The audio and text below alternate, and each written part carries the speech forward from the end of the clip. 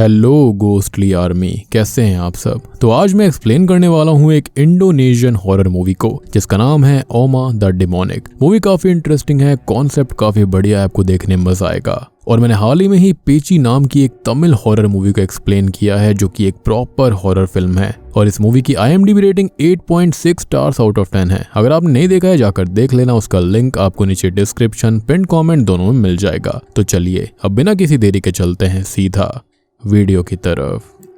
तो मूवी की शुरुआत में हम एक कपल को देख पाते हैं जो कि चुपके से एक रात एक घर पर चले जाते हैं। अब यहाँ पर वो लड़का उस लड़की को वहीं पर रखा हुआ एक क्राउन पहनाता है, जिसके बाद वो उस लड़की को प्रपोज करने चाहता है और लड़की हाँ भी कर देती है।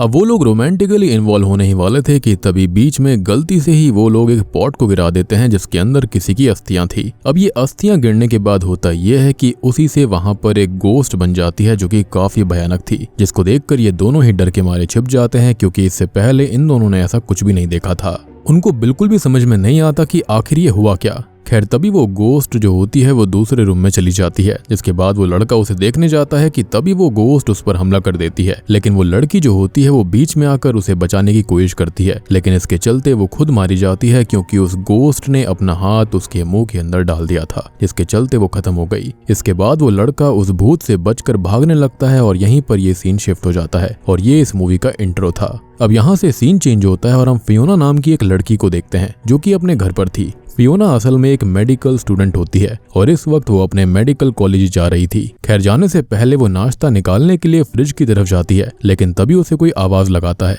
ये सुनकर वो वार्न हो जाती है और एक नाइफ को अपने हाथों में लेकर आगे बढ़ने लगती है। तभी होता यह है कि एक फाइल उसके सामने आ गिरती है, जिसको चेक करने पर उसे उसकी दादी जी का फोटो मिलता है और दादी को इंडोनेशिया में ओमा कहा जाता है। खैर यहाँ पर हम उसके पीछे एक गोस्टली फिगर को भी नोटिस करते हैं जिसे फियोना नहीं देख पा रही थी। अब इसके बाद वो कॉलेज जाती है जहाँ पर वो क्लास ले रही होती है और इसी बीच क्लास के सारे बच्चे उसकी आंखों के सामने गायब हो जाते हैं और वहाँ पर अंधेरा छा जाता है। फियोना ये सब देखकर काफी डर गई थी कि अचानक से ये सब क्या हो गया, कि तभी फियोना के सामने वही गोस्ट आती है जो कि उससे हेल्प मांग रही थी। साथ ही साथ वो उससे ये भी कह रही होती है कि वो वापस आ जाए। यहाँ पर फियोना काफी घबरा जाती है और अचानक से अपनी ग्रैंडमा के घर पहुंच जाती है। यहाँ पर वो अपनी फ्रेंड लूना को आवाज लगा रही थी और तभी वो फिर से क्लास में पहुंचती है। यहाँ पर लूना उसको संभालती है और अब क्लास खत्म होने के बाद लूना उससे ये पूछती है कि आखिर उसे हुआ क्या था, जिस पर वो उसे ये बताती है कि उसे अपनी दादी के घर के ग्लिम्स दिख रहे थे जिसमें उसे एक लेडी भी दिखाई दी थी जो कि उससे हेल्प मांग रही थी। यहाँ पर लूना उससे उसकी ग्रैंड मदर की कहानी पूछती है, जिस पर फियोना बताती है कि जब वो छोटी हुआ करती थी तब वो अपनी ग्रैंडमा के साथ ही रहती थी। अब एक दिन अचानक से पता नहीं क्या हुआ, जिसके बाद उसकी माँ उसे यहाँ पर जकार्ता ले आई थी, यानी कि उसकी ग्रैंड माँ से दूर। उसने आखिरी बार ये सुना था कि उसके ग्रैंडफादर की मृत्यु हो चुकी है और ग्रैंड मदर काफी ज्यादा बीमार रहने लगी थी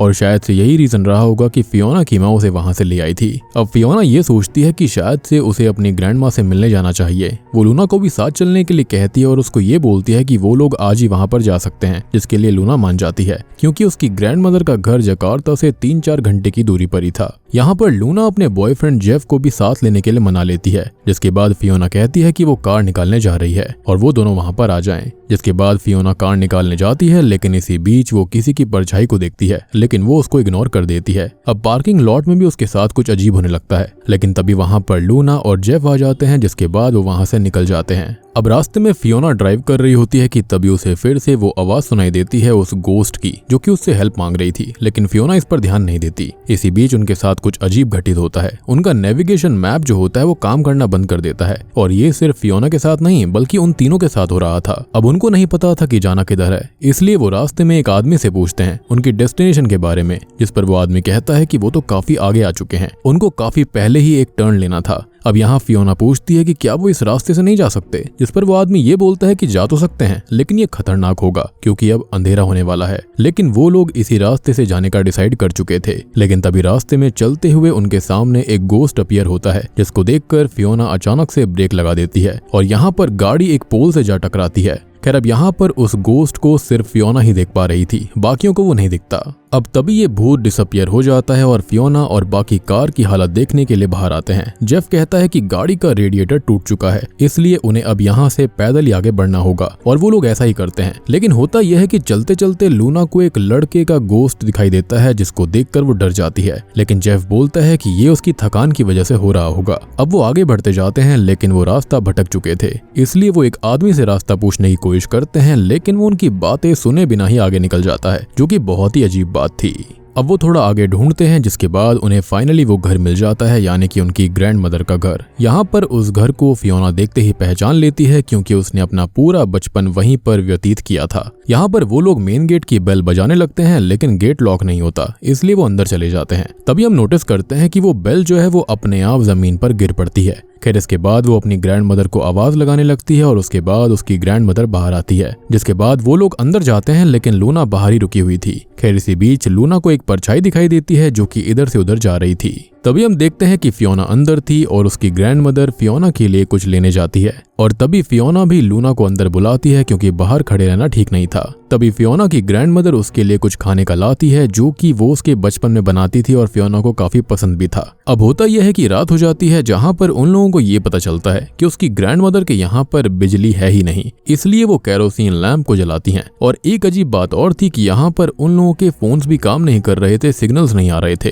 खैर अब वो उसकी ग्रैंड मदर से ये पूछती है कि उसने उसकी माँ को आज तक कभी कॉल क्यों नहीं किया, वो आकर उसकी मदद कर सकती थी। जिस पर ग्रैंड मदर ये कहती है कि उसे इनकी अब जरूरत नहीं है, वैसे भी वो काफी बूढ़ी हो चुकी है और ज्यादा दिनों की मेहमान नहीं है। ये सुनकर तो फियोना टूट जाती है, काफी दुखी हो जाती है, क्योंकि उसे ये लग रहा था कि उन सब ने ग्रैंड मदर की केयर नहीं करी थी, जिसकी वजह से ऐसा होने वाला है। लेकिन ओल्ड एज सबको आती है और ये होना तो बिल्कुल ही तय है। तभी हम नोटिस कर पाते हैं कि जो फियोना की ग्रैंड मदर थी वो किचन के अंदर पानी गर्म करने के लिए जाने लगती है, ताकि वो चाय बना दे, लेकिन जेफ वहीं पर रुकता है। अब अंदर जाने पर ये दोनों ही दोस्त वहां पर रखी हुई फोटोग्राफ्स को देखने लगती हैं, और तब जाकर हम जान पाते हैं कि शुरुआत में जो कपल यहाँ पर खत्म हुआ था वो असल में इसी घर के अंदर खत्म हुए थे।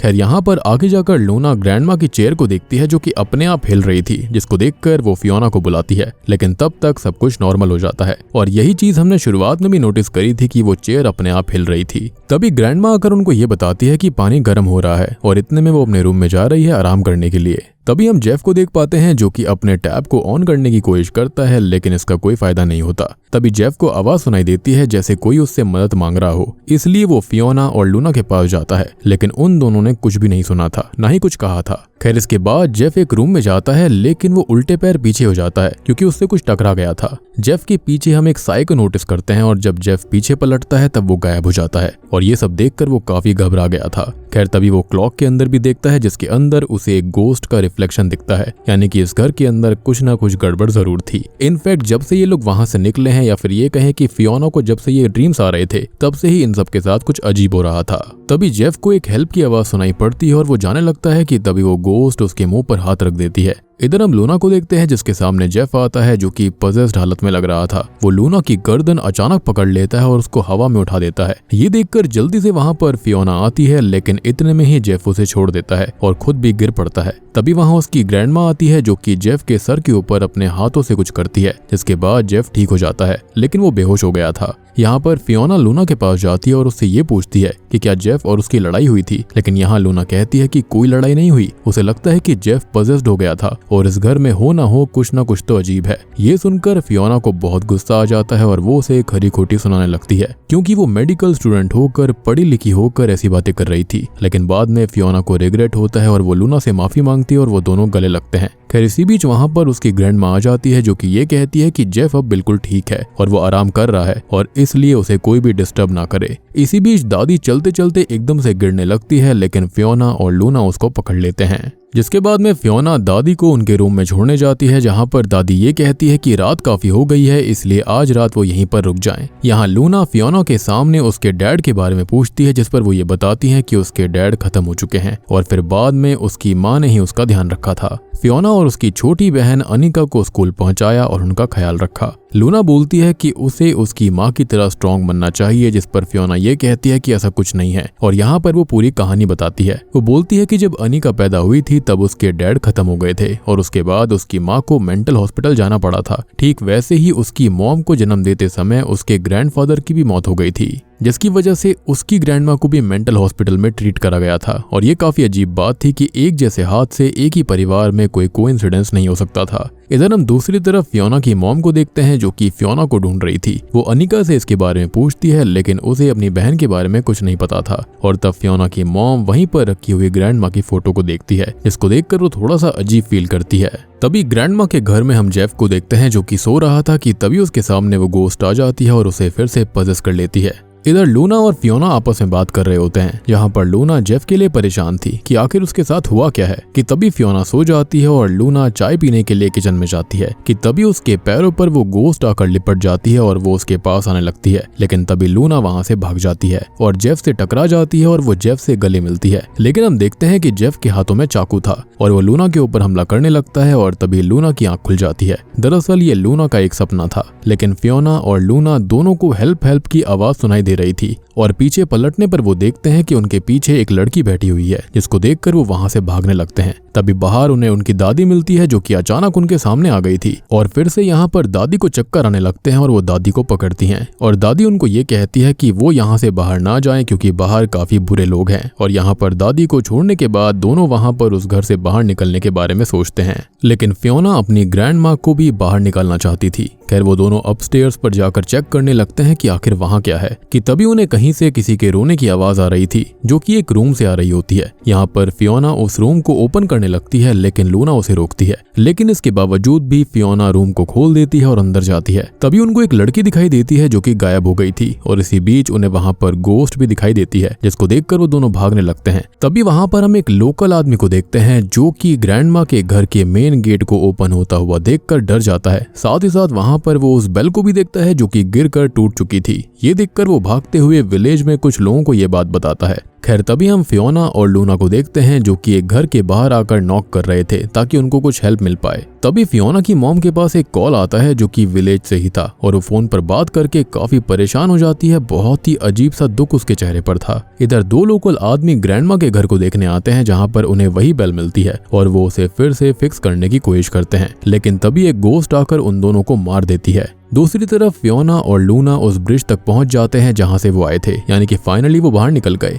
दरअसल ये जो ब्रिज होता है ना, वो उनकी कार से पास में ही था। वो पास में जाकर देखते हैं तो वहां पर काफी भीड़ लगी हुई थी और वहां पर 3 लोगों का एक्सीडेंट हुआ था, जो कि ऑन द स्पॉट ही खत्म हो गए। और दोस्तों अब यहाँ पर खुलते हैं इस मूवी के असली पत्ते। असल में ये जो एक्सीडेंट हुआ था वो किसी और का नहीं, बल्कि इन्हीं 3 दोस्तों का हुआ था। और यहाँ पर खत्म होने वाले और कोई नहीं, बल्कि यही 3 थे। जी हाँ, यानी कि अब तक जो यहाँ पर ये घूम रहे हैं, ये इनकी आत्माएं हैं और ये सभी स्पिरिट रेल्म में पहुंच चुके थे। यानी कि जब इनका एक्सीडेंट हुआ था तभी फियोना, लूना और जेफ खत्म हो चुके थे। और आपको याद होगा कि इन्होंने एक्सीडेंट होने के बाद एक आदमी से रास्ता पूछा था, लेकिन उसने इनकी बातों को सुनकर रेस्पॉन्स नहीं किया। ऑब्वियस सी बात है कि वो स्पिरिट को देख नहीं सकता था, जिसके चलते उसने कुछ भी नहीं बोला। और अब जब ये बात इनको पता चलती है तो ये दोनों काफी रोने लगती हैं, जिसके बाद वो रोते हुए फिर से ग्रैंडमा के घर के पास पहुंच गए थे। जिसके बाद वो अंदर जाते हैं, जहां पर वो दोनों धीरे धीरे गोस्ट बनते जा रहे थे। तो हुआ ये था कि जब ग्रैंडमा के हस्बैंड खत्म हुए थे, तब ग्रैंडमा काफी ज्यादा उदास रहने लगी थी। और अब इसी बीच एक दिन वो शुरुआत वाला कपल वहां पर आ गया था और उन्होंने ग्रैंडमा के हस्बैंड की अस्थियों का जो पॉट था वो गलती से गिरा दिया, जिसकी वजह से शायद हुआ ये कि जो इनके परिवार के ऊपर कर्ज था वो शायद से रिलीज हो चुका था। अब देखो यहाँ पर एक बात बताई गई थी कि जब भी कोई बच्चा पैदा हुआ करता तो उसके हस्बैंड की मौत हो जाया करती थी और साथ ही साथ जो माँ होती थी उसको मेंटल इश्यूज आ जाया करते। तो माइट भी एक संतान के रूप में इन्होंने सेटन से या फिर डीमन से डील करी होगी और वो डील ये होगी कि जब भी कोई बच्चा पैदा होगा तो उस डीमन को भेंट में देना होगा। लेकिन इन लोगों ने ऐसा नहीं किया, जिसके चलते हस्बैंड को ये डीमन ले जाया करता और बाद में जो फीमेल होती थी उसको भी वो टॉर्चर करा करते थे। अब जो शुरुआत वाला कपल होता है उसमें से जब लड़की की मौत हो गई थी तो वहां पर ग्रैंडमा आती है, जिसको इसी शैतानी आत्मा ने पजस कर लिया था। जिसके बाद वो उस लड़की की बॉडी को खाने लगी। ये देखकर जो उस लड़की का बॉयफ्रेंड होता है उसने ग्रैंडमा को भी जान से मार दिया था, जिसके बाद उस लड़के की भी मौत हो गई। और जिस लड़के की आत्मा को पहले लूना ने देखा था वो उसी लड़के की थी। एंड माइट भी जो आत्मा उनसे हेल्प मांग रही थी वो उसी लड़की की आत्मा होगी, क्योंकि उन लोगों को पता ही नहीं था कि वो खत्म हो चुके हैं, जैसे कि इन लोगों को बिल्कुल अंदाजा नहीं था कि वो खत्म हो गए थे। अब जब फियोना की माँ ने ये सब देखा था कि यहाँ पर क्या हुआ है, उसके बाद से ही वो उस घर से अपनी बेटी यानी कि फियोना को लेकर चली गई थी। और फियोना की माँ उसे वहां से इसलिए लेकर चली गई थी क्योंकि वो नहीं चाहती थी वो उसको बताए कि उसकी ग्रैंड मदर खत्म हो चुकी है। उसने इसलिए झूठ बोल दिया कि उसकी ग्रैंड मदर जिंदा है और वो बीमार है। क्योंकि ऑब्वियस ही बात है, छोटी सी बच्ची जो कि अपनी ग्रैंड माँ से इतना प्यार करती थी वो इस सदमे को बर्दाश्त नहीं कर पाती। अब इन सब के बाद हुआ ये कि शायद से ग्रैंड माँ को भी अंदाजा नहीं था कि वो खत्म हो चुकी हैं और वो उसी घर के अंदर गोस्ट रेल्म में या फिर स्पिरिट रेल्म के अंदर वहीं पर रहने लगी, या फिर ये कह सकते हैं कि इस डीमन ने उन सभी की स्पिरिट्स को कैप्चर करके रखा हुआ था। और बस अब शुरुआत में अपनी माँ को इस तरह से खत्म हुआ देखकर फियोना की माँ हमेशा के लिए वो घर छोड़कर चली गई। उसने इस बारे में कभी फियोना को बताया ही नहीं। अब जब इन सब के बारे में गांव वालों को पता चला था तब उन्होंने उस घर के ऊपर एक मौलवी से एक बेल को यानी कि एक प्रोटेक्शन चार्म की तरह उनके घर के बाहर लटकवा दिया था और उस घर का कर्ज ताकि उस घर तक रहता। खैर वो जो फोन फियोना की मॉम के पास आया था वो फियोना के एक्सीडेंट को ही लेकर था और इसलिए उनके चेहरे पर दुख आ गया था। यानी कि अब आपको समझ में आ गया होगा कि उस घर के अंदर जो फियोना की दादी है वो उसकी दादी नहीं बल्कि उसकी स्पिरिट थी और ये सब भी खत्म हो गए थे। आखिरी सीन में हम फियोना की मॉम को देखते हैं जो कि फियोना को याद कर रही थी और उसी के पास वो डीमन भी होती है, यानी कि अब उसके साथ भी कुछ ना कुछ गड़बड़ जरूर होगा। यानी कि ये पूरा का पूरा परिवार खत्म होने वाला था, पक्का कोई डील थी जो कि ब्रेक हो गई थी। और बूम, इसी के साथ में ये मूवी यहीं पर खत्म हो जाती है। तो दोस्तों ये थी ओमा द डिमोनिक फिल्म की कहानी, यानी कि डिमोनिक ग्रैंडमदर। अब देखो यहाँ पर हुआ क्या है, तो असल में यहाँ दो चीजें हो सकती हैं। पहला तो ये कि इनके परिवार के ऊपर ही कोई एंशिएंट कर्स था। दूसरा ये हो सकता है कि इन लोगों ने सेटन से डील करी होगी कि बच्चे के बदले में ये कुछ सैक्रिफाइस देंगे, हो सकता है फर्स्ट बॉर्न चाइल्ड का या फिर जो कुछ भी, लेकिन इन्होंने ऐसा नहीं किया, जिसके चलते यहाँ पर मेल को ही खत्म कर दिया गया, यानी कि हस्बैंड को। और फिर ये जो डीमन है वो धीरे धीरे करके फीमेल को भी कंज्यूम कर लिया करता। माइट भी जो ओमा के हस्बैंड थे उन्होंने इस कर्ज को कंटेन कर दिया होगा अपनी एशेस के साथ में, शायद से खुद का सैक्रिफाइस दे दिया होगा, लेकिन हुआ ये कि गलती से उस कपल ने उस पॉट को तोड़ दिया और ये कर्ज बाहर आ गया था, जिसके चलते वो दोनों भी खत्म हो गए, ग्रैंड मदर भी खत्म हो गई। लेकिन ये चीज इतनी आसानी से खत्म नहीं होने वाली थी। फियोना की माँ के साथ भी सेम हुआ, वो भी मेंटली इल हो गई थी क्योंकि उनको ये डीमन दिखाई देता होगा। बात रही उनके हस्बैंड की यानी कि फियोना के डैड की, तो वो भी खत्म हो गए। और फियोना को यहाँ पर बुलवाने के लिए डीमन ने बार बार उसे इस तरह के अजीब विजन्स दिखाए थे जैसे कि उसकी ग्रैंड माँ उसको वहां पर आने के लिए बोल रही है। लेकिन मुझे ऐसा लगता है कि जो ग्रैंड माँ थी वो उसको वहां पर आने से रोक रही होगी, लेकिन अंत में जब ये पता चला कि उसका एक्सीडेंट हो चुका है, वो खत्म हो चुकी है, तो ग्रैंड माँ ने उसको अपने घर में खुले दिल से एक्सेप्ट किया। लेकिन वहां पर वो डीमन भी रहता है जिसने कि इन सब की स्पिरिट को ही रोक कर रखा हुआ है, यानी कि ये सभी अब आफ्टर लाइफ में नहीं जा सकते थे। एंड आई बिलीव कि गांव वालों ने इस कर्ज को कंटेन करने के लिए घर के आगे वो प्रोटेक्टेड चार्म लगवा दिया था ताकि ये कर्ज बाहर ना आ जाए और गांव पर ना फैले। बट एक चीज तो तय है कि जो फियोना का परिवार है उसका खात्मा तो पूरी तरह से तय था। तो उम्मीद करता हूँ कि आपको ये एक्सप्लेनेशन कॉन्सेप्ट समझ में आया होगा। वीडियो पसंद आई है तो लाइक कर देना, चैनल के ऊपर नए हैं तो सब्सक्राइब कर लीजिए और पेची नाम की तमिल हॉरर मूवी को देखना मत भूलना। 8.6 आउट ऑफ 10 की रेटिंग है, तो उसका लिंक आपको नीचे डिस्क्रिप्शन, पिन कमेंट दोनों में मिल जाएगा। तो मैं आप सबको मिलता हूँ अगली वीडियो के साथ में, तब तक के लिए स्टे